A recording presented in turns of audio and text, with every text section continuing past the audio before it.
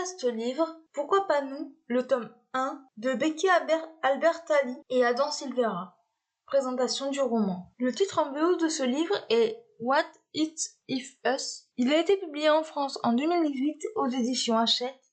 Il fait 375 pages.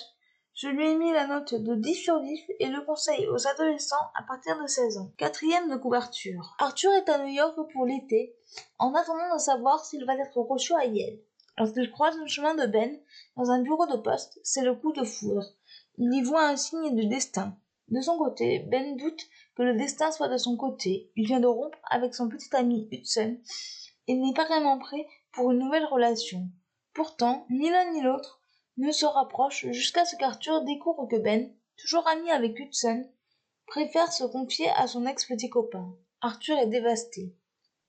Il est persuadé que son amour est à sens unique. Il leur faudra le soutien de leurs amis pour dépasser les malentendus afin de mieux se retrouver. Ce que j'ai pensé de ce roman. J'ai adoré ce premier opus. Le résumé étant long, je n'en parlerai pas plus. Les personnages sont attachants. Arthur est un adolescent qui arrive à New York avec ses parents pour suivre le travail de sa mère. Il est homosexuel et va rencontrer Ben dans un bureau de poste.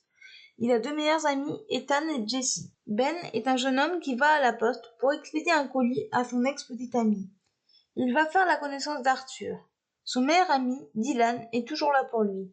Ben est passionné d'écriture. Dylan, le meilleur ami de Ben, est extravagant. Il a aussi des fragilités et il adore le café. Hudson est un jeune homme qui suit des cours d'été pour se remettre à niveau.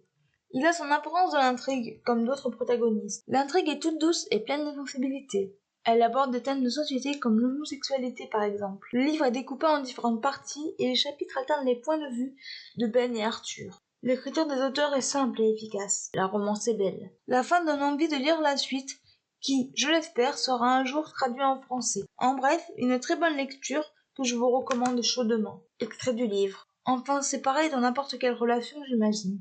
On commence avec rien en espérant finir avec tout. Les points forts de ce roman? Les personnages, l'écriture, l'intrigue, la romance et la fin.